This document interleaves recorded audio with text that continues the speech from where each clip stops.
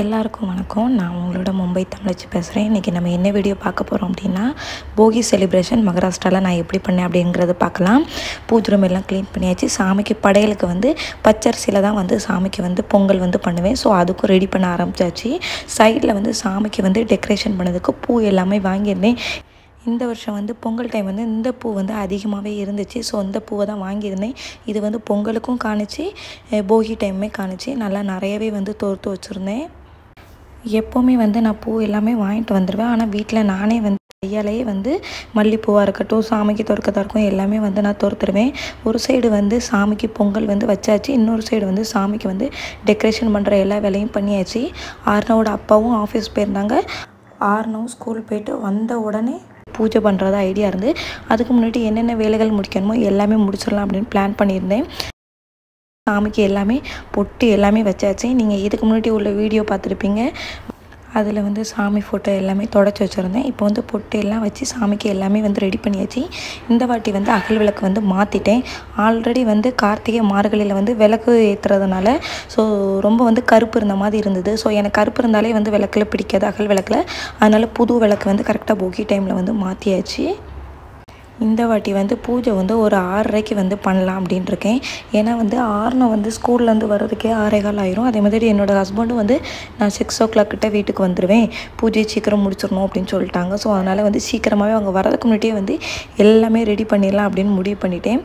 இந்த வாட்டி இந்த பூ ரொம்பவே நல்ல ஃப்ரெஷ்ஷாக அழகாக இருந்துச்சு.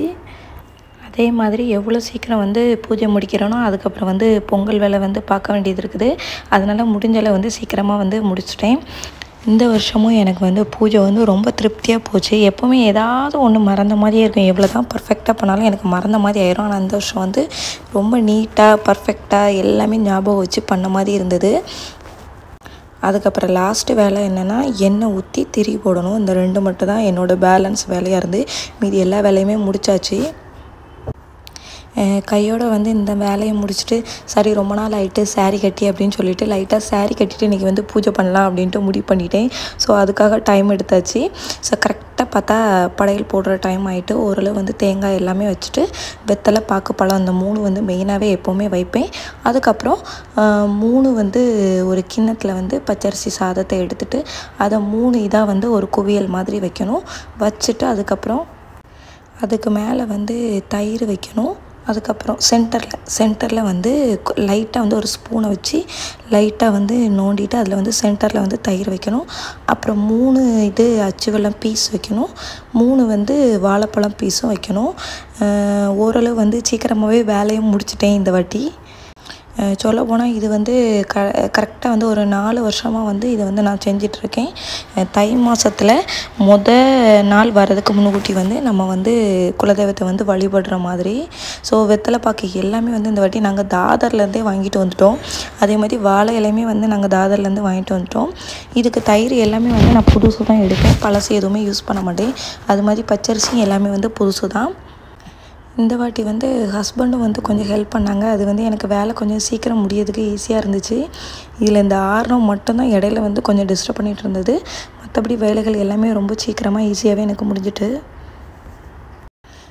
எனக்கு இந்த பூஜை பண்ணதுக்கப்புறம் ரொம்ப திருப்தியாக இருக்கும். லைஃப்பில் ஏதோ ஒரு விஷயம் இந்த வருஷத்தில் நம்ம ஆரம்பிக்கிற ஒரு நல்ல விஷயம். ஸோ இது நல்லபடியாக இருக்கட்டும். நம்ம எவ்வளோ தான் நியூ இயர் செலிப்ரேட் பண்ணாலும் நம்மளோட தை திருநாளுக்கு முந்தின நாள் நம்ம குலதெய்வத்தை வழிபடுறது எனக்கு என்னமோ ரொம்ப திருப்தியாக இருக்கும். ஸோ இதை நான் மறக்காமல் வருஷம் ஃபாலோ பண்ணிடுவேன். வீடெல்லாம் சுத்தமாக நல்லா க்ளீன் பண்ணிவிட்டு அதுக்கப்புறம் தான் இந்த வேலையை செய்வேன். ஸோ வாழைப்பழத்தை நல்லா பீஸாக கட் பண்ணிவிட்டு 3 ஒவ்வொரு இதுலேயும் 3 வைக்கணும். அதே மாதிரி அச்சு வெல்லமும் 3 பீஸ் தான் வைக்கணும்.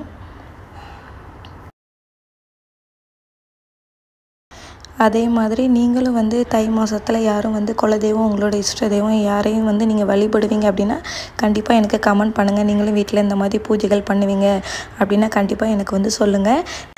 புது தை மாதத்தை நாங்கள் ரொம்ப நல்லாவே வரவேற்போம். எங்களுக்குமே இந்த மாதிரி பழக்க வழக்கங்கள் இருக்குது அப்படிங்கிறத சொல்லுங்கள் எனக்கு.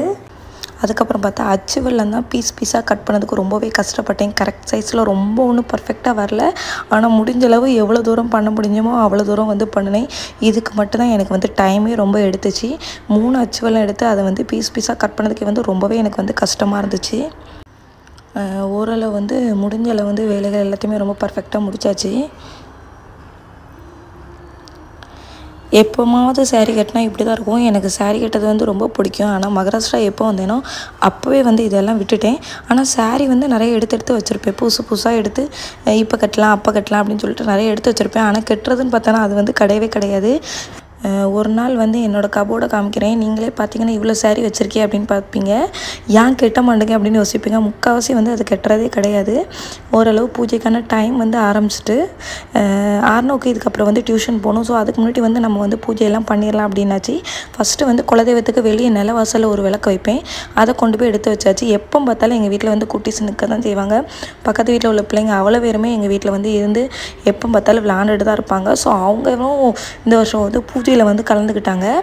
அவங்களுக்கு நம்ம என்ன பண்ணுறோம் ஏது பண்ணுறோன்னு புரியவும் செய்யாது, தெரியவும் செய்யாது. ஆனாலும் அவங்களுக்கு இந்த ஆண்டி வந்து ஏதோ ஒரு வித்தியாசமாக பண்ணுறாங்க அப்படின்னு சொல்லிட்டு பக்கத்துலேருந்து பார்த்துட்டு இருந்தாங்க. ஸோ நாங்கள் வந்து எங்கள் பூஜையை வந்து நாங்கள் வந்து ஸ்டார்ட் பண்ணிட்டோம். எப்போவுமே வந்து மெயினாக வந்து விளக்கேற்றுறது வந்து என்னோடய பொறுப்பு. இந்த வருஷம் வந்து என்னோடய ஹஸ்பண்டை வந்து பொங்கலுக்கு நீங்கள் தான் பூஜை பண்ணணும், போகிக்கு நீங்கள் தான் பூஜை பண்ணணும் அப்படின்னு சொல்லிட்டேன். மெயினாக விளக்கு மட்டும் எதுட்டேன். மீதி எல்லாமே சூடம் பத்தி அதுக்கப்புறம் வந்து சாம்பிராணி எல்லாமே காட்டுறது வந்து என்னோடய ஹஸ்பண்டோட வேலையாக இருந்துச்சு.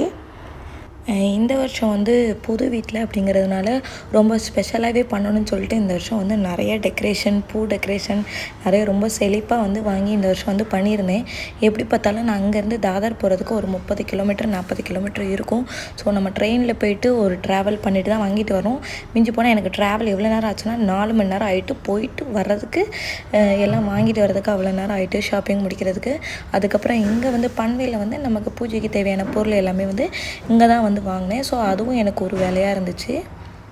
நான் என்ன பண்ணுவேன்னா மொத்தமாக ஒரே ஒரு விளக்கை அப்படியே சாமிக்கு வைக்காமல் ஒவ்வொரு சாமிக்கும் ஸ்பெஷலாக வந்து ஒரு அகல் விளக்கு வந்து ஸ்பெஷலாக வச்சுருப்பேன். எப்படின்னா முத்தாரம்மன் சாமிக்கு, அதுக்கப்புறம் வந்து குலதெய்வத்துக்கு, அதுக்கப்புறம் வந்து உள்ளேயும் வந்து ஒரு குலதெய்வத்துக்கு ஒரு வந்து ஃபோட்டோ முன்னாடி வந்து ஒரு விளக்கு வச்சுருப்பேன். நிலவாசல்லையுமே ஒன்று வச்சுருப்பேன். எல்லாமே ஹஸ்பண்டுக்கு ஏற்றி பர்ஃபெக்டாக கையில் கொடுத்துடணும். அவங்க வேணால் மீதி எல்லாம் பண்ணுவாங்க. மற்றபடி வந்து வேறு எந்த ஒர்க்குமே வந்து அவங்க பண்ணவே மாட்டாங்க. இதெல்லாம் நீயே பார்த்துக்க மெயினாக அப்படின்னு சொல்லுவாங்க. ஆனால் எனக்கு என்னமோ ஃபெஸ்டிவல் டைம் வந்து நீங்கள் கொஞ்சம் பண்ணுங்கள் நல்லாயிருக்கும் அப்படின்னு எப்போவுமே நான் அவங்ககிட்ட சொல்லிகிட்டே இருப்பேன். ஸோ அதனால் ஃபெஸ்டிவல் டைம் மட்டும் அவங்க அதிகமாக வந்து இதில் கொஞ்சம் இன்வால்வ் ஆவாங்க. அதே மாதிரி டெய்லி வந்து சாயந்தரம் வந்து சாமிக்கு வந்து கும்பிட்றது வந்து என்னோடய விளக்கம். இங்கே வந்து அதை வந்து கரெக்டாக பர்ஃபெக்டாக வந்து பன்வேயில் வந்து ஃபாலோ பண்ணிகிட்ருக்கேன். ரொம்ப நாளாக எனக்கு வந்து ஒரு டவுட் இருக்குது. நம்ம கடவுள்கிட்ட வந்து ஒரு விஷயம் வந்து விரும்பி வந்து கேட்டுட்ருக்கோம். ஆனால் அதுக்காக கிடைக்கிறதுக்கான டைம் வந்து ரொம்ப நாளாக போயிட்டே இருக்குது. அது யான்னு எனக்கு வந்து ரொம்ப நாள் டவுட் இருக்கும். ஆனால் எனக்கு மனசுக்கு தோன்றுறது என்ன விஷயம் அப்படின்னா, கண்டிப்பாக வந்து அதுக்கு வந்து உங்களுக்கு வந்து ஒரு நல்ல விஷயத்துக்காக தான் அது வந்து லேட்டாக கிடைக்கும் அப்படின்னு எனக்கு தோணுது. கண்டிப்பாக வந்து இந்த வீடியோ பார்த்துட்ருக்க யாராவது இருந்தீங்கன்னா கண்டிப்பாக வந்து எனக்கு ஆன்சர் பண்ணுங்கள். உண்மையிலே உங்களுக்கு இதே மாதிரி தோணியிருக்கா? உங்களுக்கு இதே மாதிரி நீங்கள் கேட்ட விஷயம் வந்து உங்களுக்கு வந்து ரொம்ப வருஷம் கழிச்சோ, ரொம்ப மாதம் கழிச்சோ, ரொம்ப நாள் கழிச்சோ கிடச்சிருக்கா அப்படிங்கிறத வந்து நீங்கள் வந்து எனக்கு மென்ஷன் பண்ணுங்கள். கரெக்டாக வந்து வீடு வந்து க்ளீன் பண்ணி முடித்தோடனே நிலவாசலில் வந்து கரெக்டாக வந்து சாமிக்கு வந்து பட்டை எல்லாமே போட்டு எல்லாமே சரி பண்ணிவிட்டேன். ஏன்னா கார்த்திகை தீபத்தோடு எல்லாமே வந்து கையெல்லாம் வைப்பாங்க. ஸோ அதெல்லாம் வச்சு முடிச்சுட்டு ஸோ அதுக்கப்புறம் வந்து இப்போ தான் க்ளீன் பண்ணி எல்லாமே வந்து பூஜைக்கு தேவையானது எல்லாமே வந்து நிலவாசல் எல்லாத்துலேயுமே அன்றைக்கி வச்சுட்டேன். ஏன்னா அன்றைக்கி வந்து வேலை வந்து ரொம்ப சீக்கிரமாக போகணும். அப்போ தான் வந்து அடுத்து பொங்கல் வேலை செஞ்சு பொங்கல் வேலை எனக்கு நைட்டு முடிக்கிறதுக்கு மட்டும் அன்றைக்கி 2 மணி ஆகிட்டு. எவ்வளோ தான் நான் சீக்கிரம் வேலை முடிக்கணும்னு வச்சாலும் பொங்கல் வேலைக்கு ரொம்ப லேட் நைட் ஆயிரும். முடித்து அதுக்கப்புறம் தூங்கி மறுபடியும் காலையிலே முழிச்சு. ஸோ அடுத்த வீடியோ வந்து உங்களுக்கு பொங்கல் வீடியோ தான். ஒரு சைடு வந்து கருப்பசாமி பாட்டு போடவும் எங்கள் ஆரில் வந்து ஒரு சைடு உட்காந்து டான்ஸ் ஆட ஆரம்பிச்சிட்டான். அவனுக்கு என்னன்னு தெரில, இப்போ ரொம்ப ஓவராக வந்து சேட்டை பண்ண ஆரம்பிச்சிட்டான். ஸோ அவனை வீடியோ எடுக்கவா நான் வந்து பூஜை பண்ணதை வீடியோ எடுக்கவான்னு எனக்கே கன்ஃபியூஸ் ஆகிட்டு, இதில் வேறு பக்கத்தில் இருந்து வந்து மணி அடிச்சுட்டு அந்த வேலை தான் எனக்கு. ஹஸ்பண்ட் பின்னாடியே வந்து போயிட்டு சாமிக்கு வந்து ஃபுல்லாக பூஜைக்கான மற்ற வேலைகள் பார்த்துட்டு இருந்தேன். சில டைம் வந்து அவங்க சூடம் பற்றி காமிக்கிறது வந்து கொஞ்சம் வந்து டிஃப்ரெண்ட்டாக பண்ணுவாங்க. அதை ஏதாவது நம்ம இடையில போய் சொன்னோம்னா கோவம் வந்துடும். அதனால் சரி நீங்கள் சாமிக்கு எப்படி பூஜை பண்ணுறீங்களோ பண்ணுறீங்க அப்படின்னு சொல்லிட்டு நான் வந்து இப்போ வந்து அவங்கள டிஸ்டர்ப் பண்ணுறதே கிடையாது. பார்த்தீங்கன்னா அவன் ஒரு சைடு உட்காந்து பக்கத்து வீட்டு பையன் வந்து கும்பிட ஆரம்பிச்சிட்டான். எதுக்கு கும்பிட்றான் அப்படின்ட்டு அவனுக்கு தெரியாமல். ஆனால் வந்து சின்ன பிள்ளைங்க அவங்களுக்கு வந்து சாமி கும்பிட்றது வந்து இங்கே வந்து மகாராஷ்டிராவில் வந்து ரொம்ப முக்கியமான ஒரு விஷயம். ஸோ அவங்க வந்து எல்லாத்தையுமே வந்து ரொம்ப ஃபாலோ பண்ணுவாங்க. ஒரு வழியை வந்து பூஜை எல்லாமே முடித்து ரொம்ப திருப்தி ஆகிட்டு லாஸ்ட்டு வந்து அந்த சாப்பாடு எல்லாத்தையுமே எடுத்து நாங்களே வந்து 3 பேருமே சாப்பிட்டுட்டோம். ரொம்ப ரொம்ப சூப்பராக இருந்தது இந்த ஃபெஸ்டிவல் வந்து. உங்களுக்கும் இதே மாதிரி எக்ஸ்பீரியன்ஸ் இருந்தால் கண்டிப்பாக வந்து எனக்கு ஷேர் பண்ணுங்கள். மறக்காமல் என்னோடய சேனலை சப்ஸ்கிரைப் பண்ணிடுங்க. நெக்ஸ்ட்டு ஒரு சூப்பரான இன்ட்ரெஸ்டிங்கான வீடியோவில் உங்களை வந்து மீட் பண்ணுறேன். உங்களிடமிருந்து விடை பெறுவது நான் உங்கள் மும்பை தமிழச்சி. இன்னும் மகாராஷ்டிரா பற்றின இன்ட்ரெஸ்டான ரொம்ப சூப்பரான வீடியோஸை நெக்ஸ்ட்டு பார்க்கலாம். பாய் பாய் மக்களே.